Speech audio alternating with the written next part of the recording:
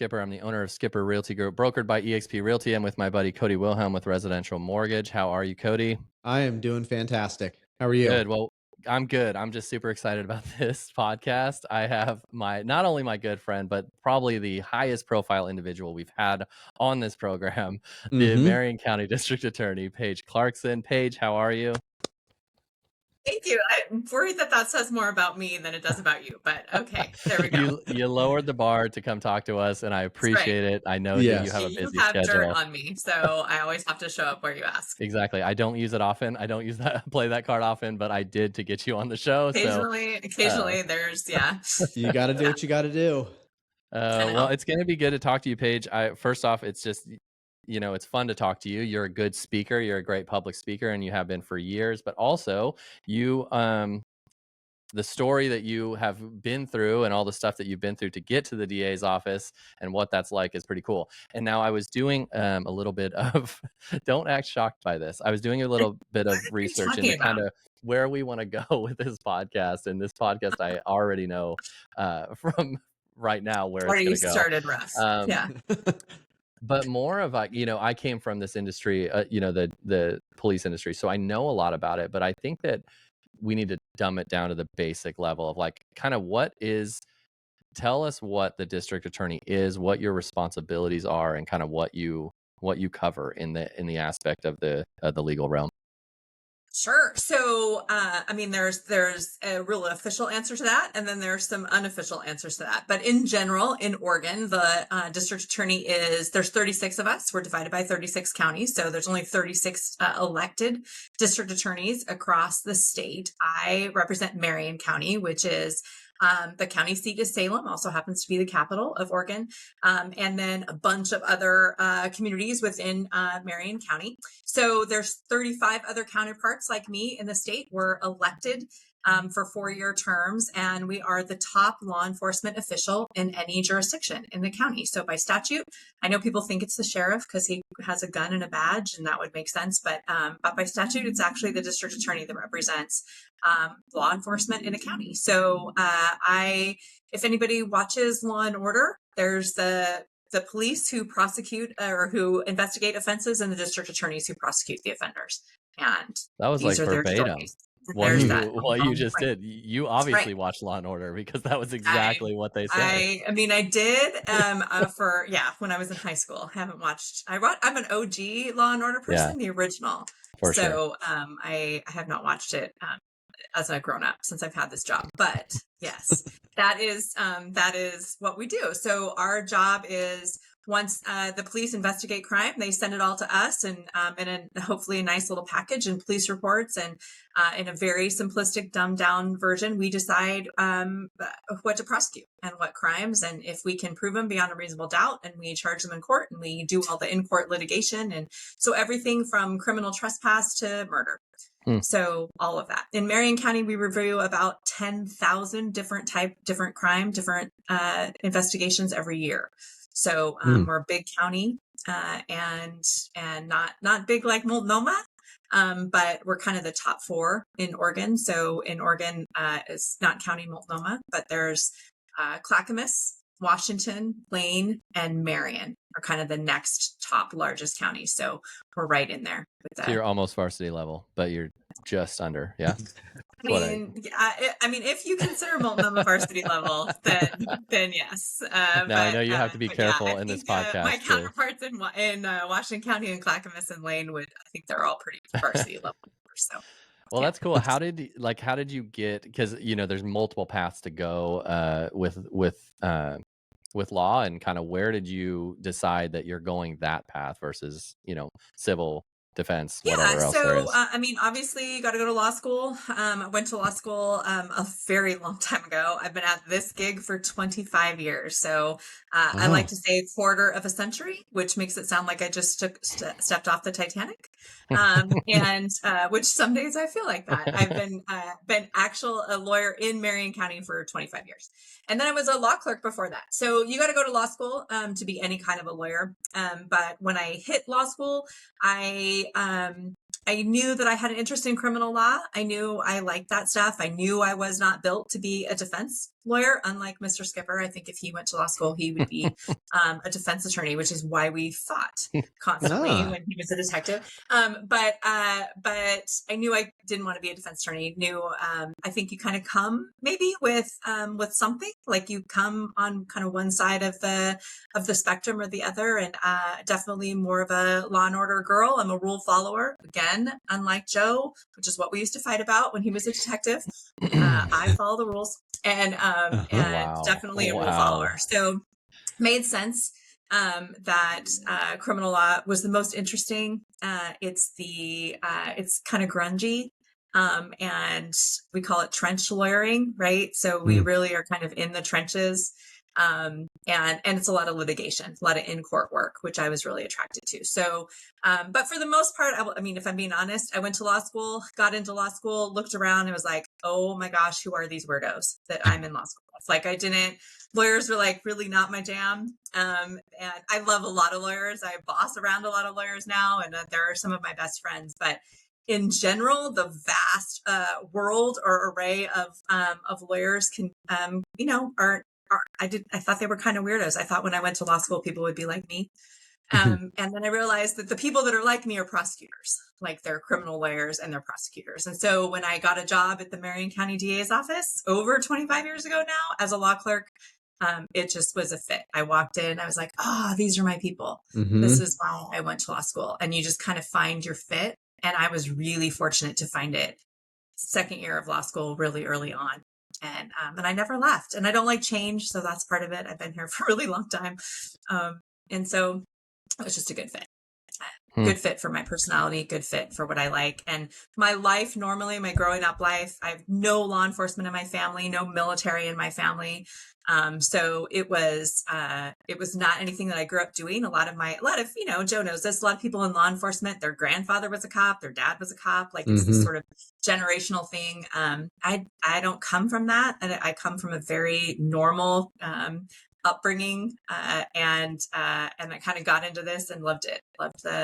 Loved how dirty it can be. Like I get to know all the dirty stuff without actually being in the dirt. So it's kind of fun. Yeah. That's great. Do you have any siblings? Are you where Yes, are you I at do. in the chronological order of your family tree? Because I'm always oldest. curious.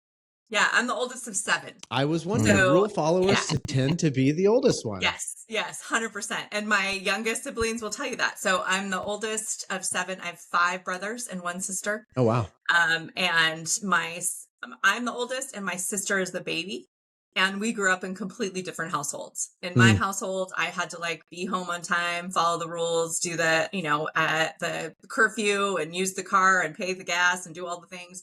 By the time my mom got to my sister, she was just happy. She was home alive. She didn't care, didn't know where she was. We grew up in totally different houses. We talk about that all the time. Oh, yeah. And I grew up with 5 annoying younger brothers. My sister grew up with 5 older brothers and their hot friends.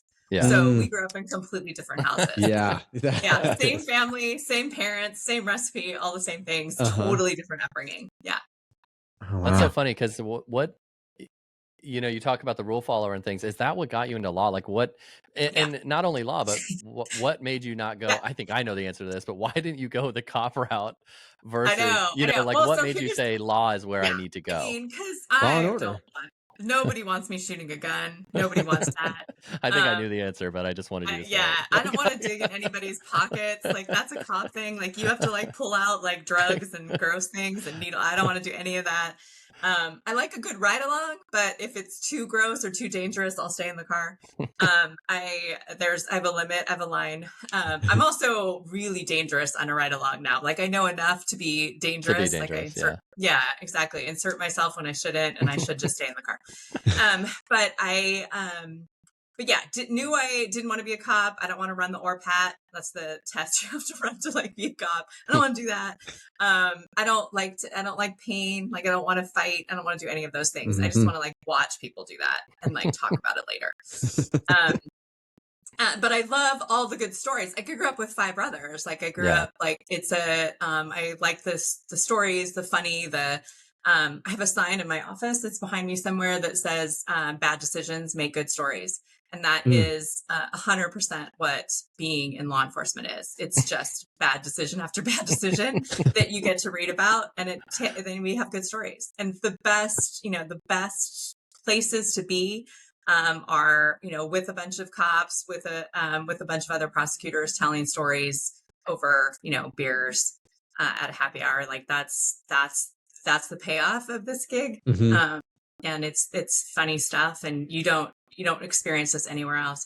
I always tell people that we have a lot of lawyers that come here and they'll leave thinking they want to go make more money elsewhere, because you can. Civil lawyers make more money in general than government lawyers do, drive fancier cars, have bigger houses. But once you've stood over a dead body and you're kind of in that investigation, it's hard. It's hard to leave it. I don't know how Skipper did it. I couldn't do it. I couldn't leave it. I missed it too much. It's fun. Now, what I do now is none of those things.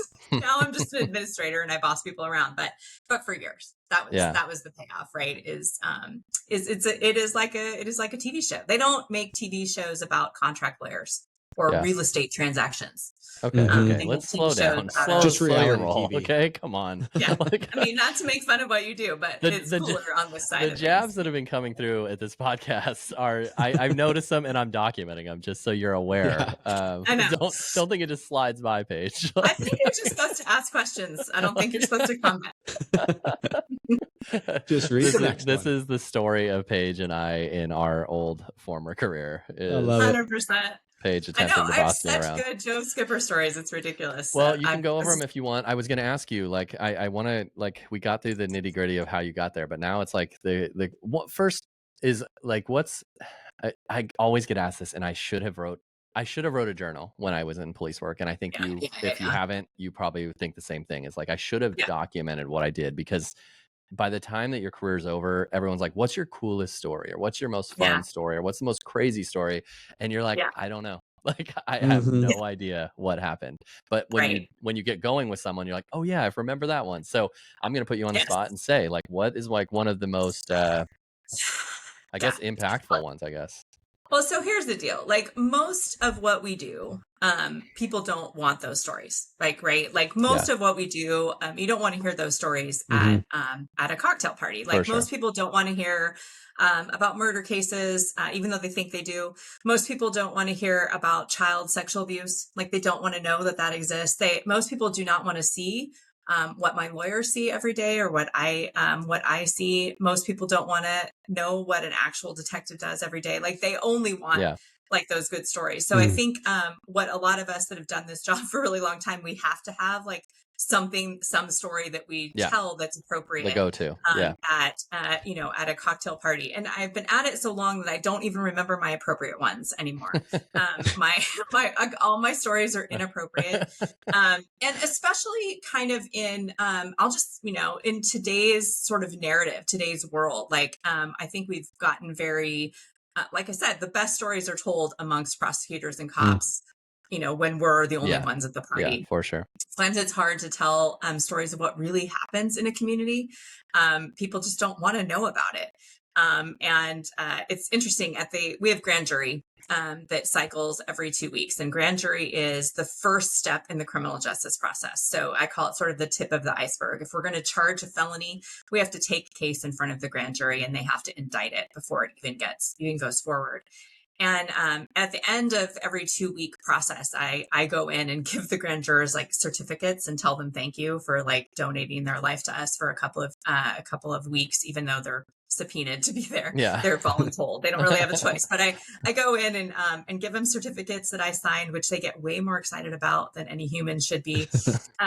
But they always say to me, gosh, I had no idea what happens in my community. I had no idea that these things happen, because they hear it every 15 minutes, every half an hour, they have a new case and a new terrible thing. Right.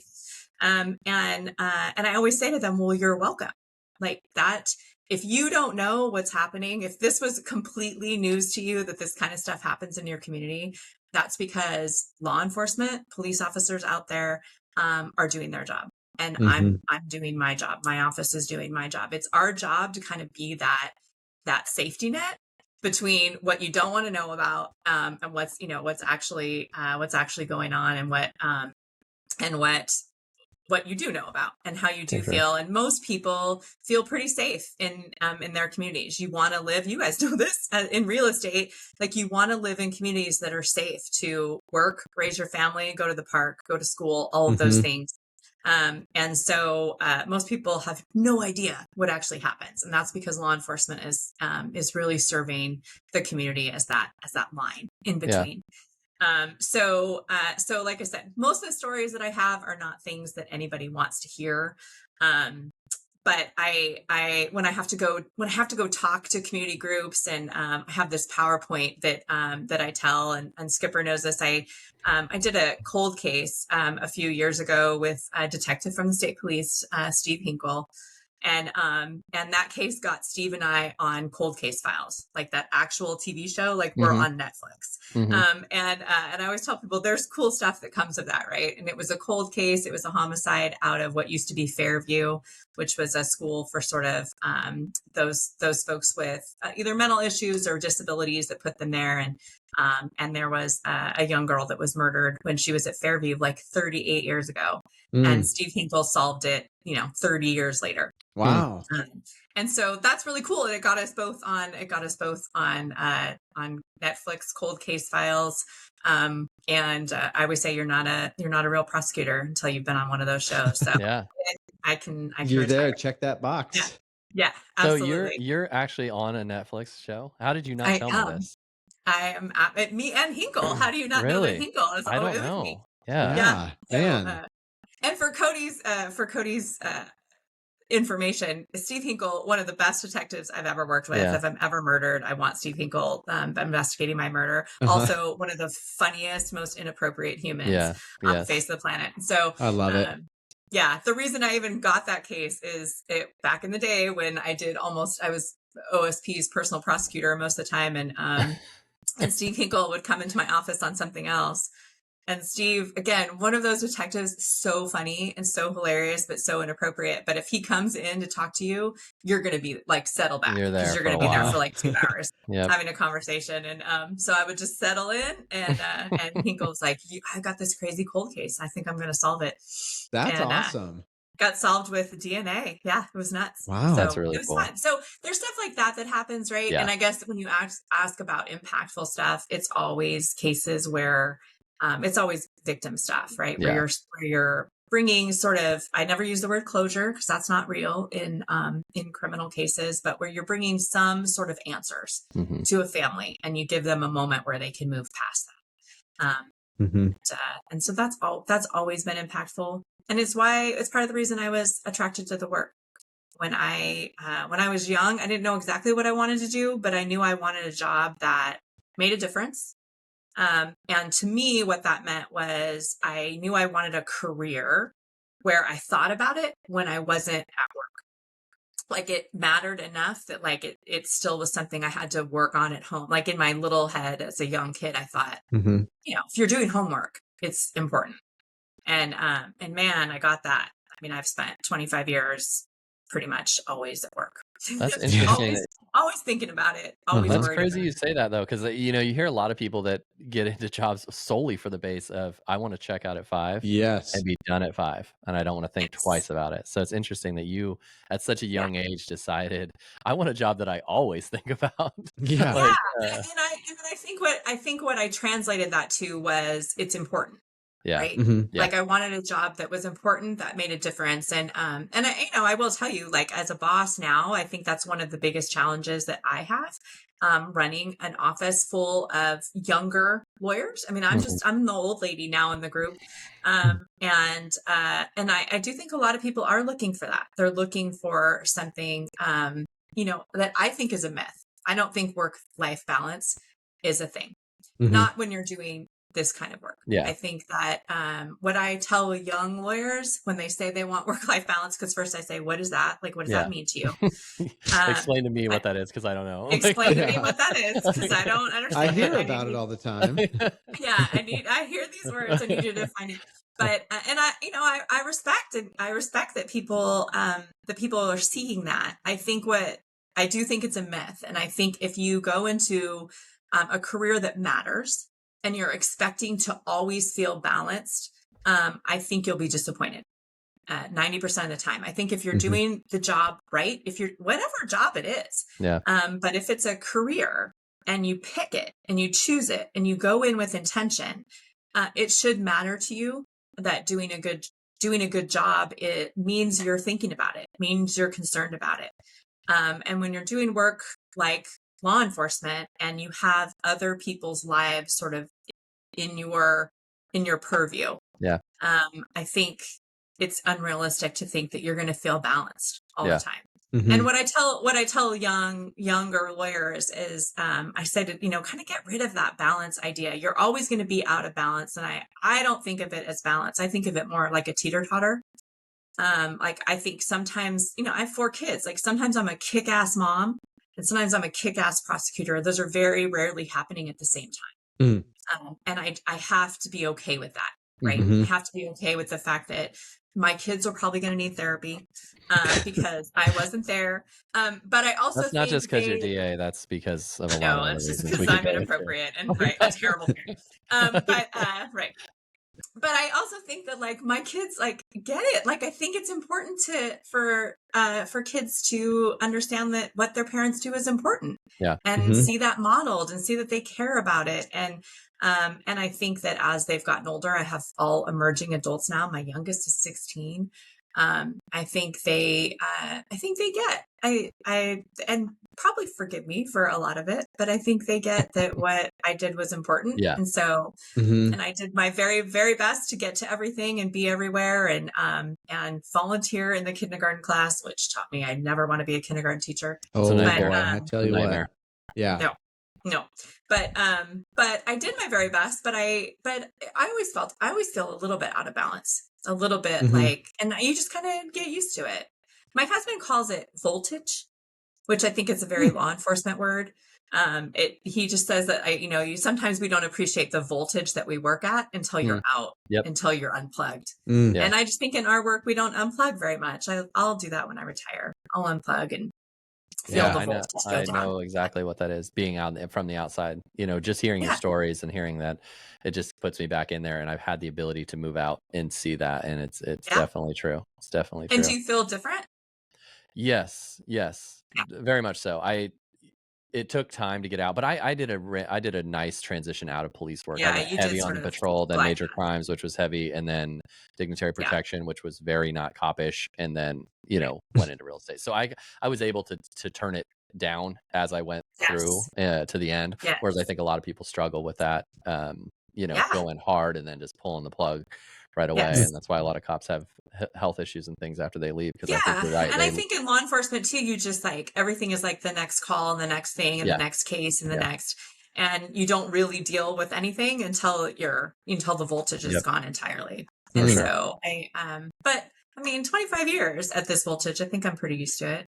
So it's just such a unique way to think about it, Paige. Like I just, I hear getting into business, you hear all the people, all the big wigs, all the people that are trying to clickbait and all that stuff of like talking about, this healthy work-life balance and all this stuff. And you just have such a unique perspective and done very well at it, living at that high range where you're like, there is no balance. And I do think as a business owner, and Cody's the same, is like, you can't, there is no turning it off. Like you can turn it, like in my industry, you can turn it down a little bit, but it's always going. There's always something to do. Like I know that's different in your, because like it's important, right? And you value it. And I think, I used to tell people, like cops, I used to train cops what to do, to testify in court, right? I'd go to the police academy, and it used to be one of the classes I would teach all the time. Or I tell this to young prosecutors as they're starting, like that say that they're nervous about it, or they're worried about testifying, or they're worried about that trial. And I always say that's good. Like you should be nervous. If you're a little bit nervous, that just means that you care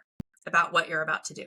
And you should be a little bit concerned. The minute you aren't anymore is probably the minute that once that apathy sets in, you shouldn't be doing it anymore. Like that's not, and I think that applies to everything. I've never been in real estate, but I think that applies to anything. I think you should care about what you're doing. And I think it should make you, at least motivate you, those nerves or that anxiousness or whatever you call it. Mm-hmm.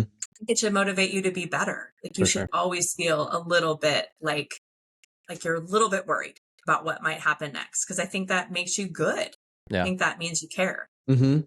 Well, and I think you mentioned something earlier too about looking at it as a career. And I think that there's a lot of people that whatever the job is that they're doing, it's a job. And maybe it kind of slowly turns into a career, but it's not viewed in the moment of like, this is my career. This is what I'm going to do. I have to do a good job because, you know, like for Joe and I, we're more or less I'm not technically self-employed, but like I have to bring in my own business. We have to do all these things. So the way that we do things is how people view us. And if we're not doing a good job, we're not going to bring in more business. And if you look at it as a job, then it's like, you're going to get beat down and burn out so quick because it's like, this sucks. There are times where it just is tough, like every job is. But if you have the career outlook, like this is what I'm going to do. This is a season. This is a rough patch. You also get to enjoy the good side of it. So it's refreshing to hear that perspective because I don't think that's viewed as much anymore. It's like, oh, I'm going to do this. I mean, I know that's how I was before I got into the business. It was like, I'm going to do a job that pays me money and I don't really care what it is. And if I work it for 6 months, great. If I work it for 2 years, great. But I never had anything I just kind of, I feel like I fell into it and then go, oh, wow, I think this is my career now. But it's cool that you've had that passion for so long. Yeah, I think you know when you hit it, right? Like I think some of us find sort of our intention earlier. Some of us take a little bit longer to get there. But I think once you find it, it needs to be intentional. Like I think you do have to treat it with intention and you have to treat it like a career. You have to treat it like an arc. Like you're headed towards something, not that it is just okay for now. And I will say that's one of my challenges of being a boss of sort of a younger generation, like I said, of people is I do think there is an outlook right now of sort of like, oh, this is okay for now. And when I started, again, a quarter of a century ago, when I stepped off the Titanic, I really didn't ever think I was going to leave it. And I worked with a lot of other people who were what we call career prosecutors. They were in it for their career and saw it as a calling. And I know that sounds so cheesy. That sounds so dumb, but I always tell people like, if you can do this work, like if you can go to a murder scene, if you can handle a child abuse case and work with a child on the stand who's telling strangers the worst thing that has ever happened to them in their entire life, something that has altered the trajectory of their entire life. If you can do that and you can go home and you can come back tomorrow and do it all over again, like this is not a job. Like this is something that this is a career and it is a calling. Like you have an obligation to do it because most people who do what we do, most people don't want to do what we do. They can't. And it's not in them. And I always tell people that I've always felt that I had an obligation to be here because I can. I can get up every day. It might be that I'm dead inside. Skipper would probably say that. It might be that I'm heartless. That might be real. But I don't think so. I just think it's that that my heart can take it. And so I can keep doing it. And I think when you find that, when it does become more than a job, it's a career, it's a calling, whatever it is for you. But if you can keep doing it every day and still feel motivated by it, then you have an obligation to do it, and you should do it well. So on that note, like with the younger generation and with the controversy with law enforcement and law enforcement in general, are you seeing what's the trajectory or the trend that you're seeing with lawyers coming into a DA's office versus getting into law in general for one, and then getting into specifically law enforcement, or your side of things? It's different, and I never sugarcoat it. The last 4 years, it was rough on law enforcement. It's not fair. I wouldn't have devoted a career to, a lifetime to this. I wouldn't have stayed in something where I didn't feel like I worked with police officers, public safety professionals that like care about their community and are doing it for the right reason every single day. And so the last few years, I would say, George Floyd and post, right?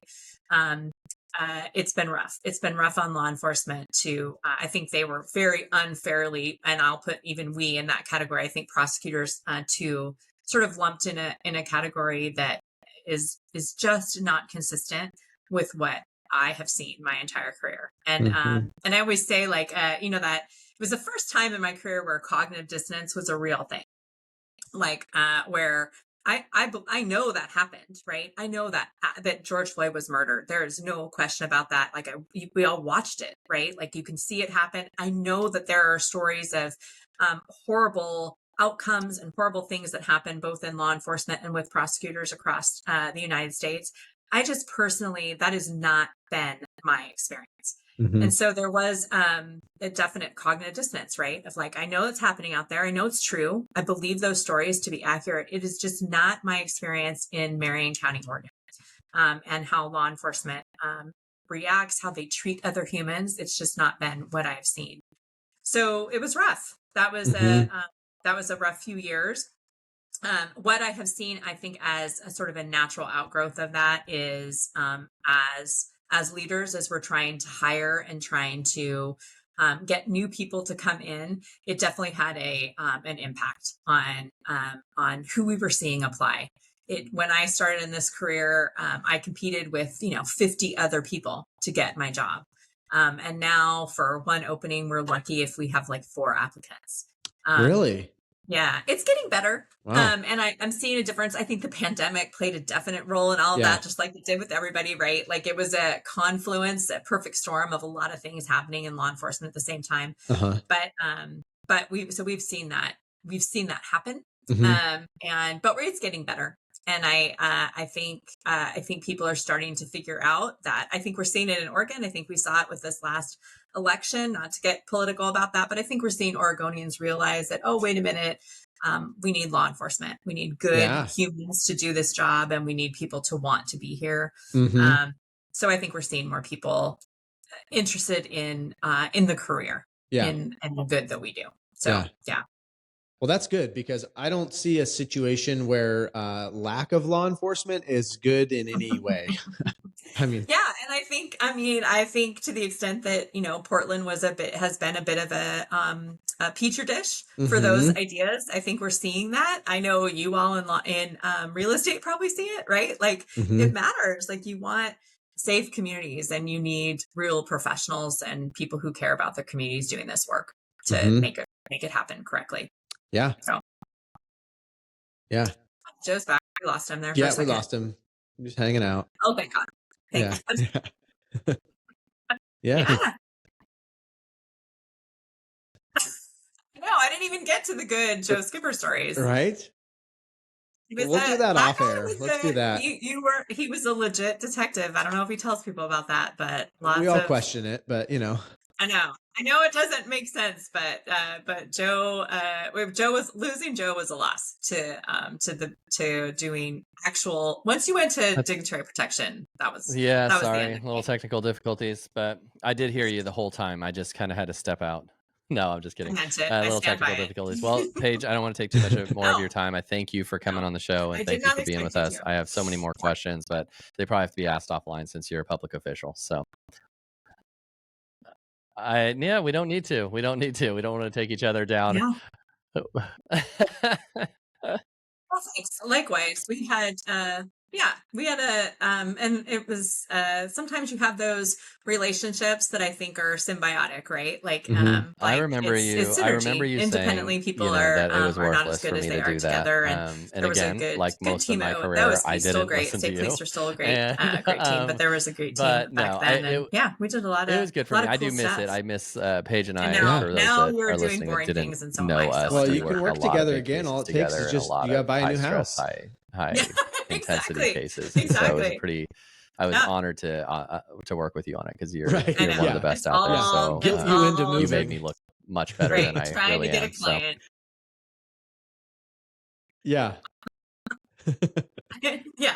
Depending on what your connections are, we might be able to drop the rate. Did you not hear that? I don't like change.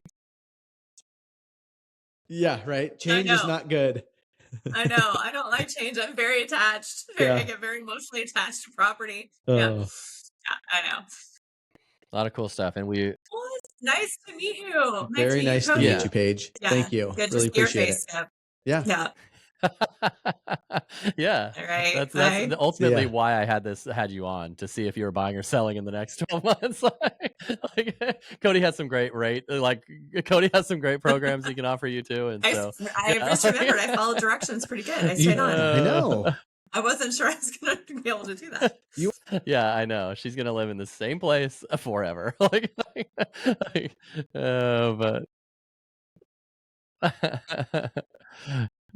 I love it. Well, Paige, it's good to have you on. Thank you for being on. I know you have a busy schedule, so yeah. Okay, well, we'll chat with you soon.